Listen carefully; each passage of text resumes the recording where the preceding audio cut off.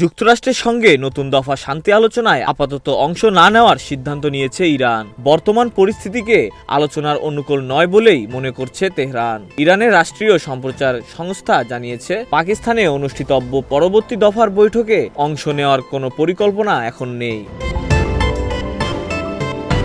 ইরানি সূত্রগুলোর দাবি, সামগ্রিক পরিস্থিতি ইতিবাচক নয় এবং যুক্তরাষ্ট্রের আরোপিত অবরোধ বড় বাধা হয়ে দাঁড়িয়েছে। তাদের মতে মার্কিন নিষেধাজ্ঞা ও অবরোধ তুলে নেওয়ায় আলোচনায় বসার পূর্বশর্ত।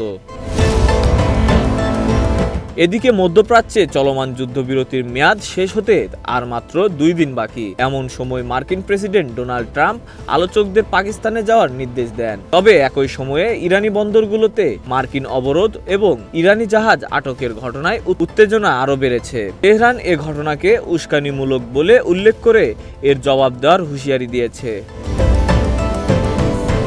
ইরানের মতে ওয়াশিংটনের অযৌক্তিক ও অবাস্তব দাবি এবং চলমান অবরোধের কারণে ফলপ্রসূ আলোচনার সম্ভাবনা নেই।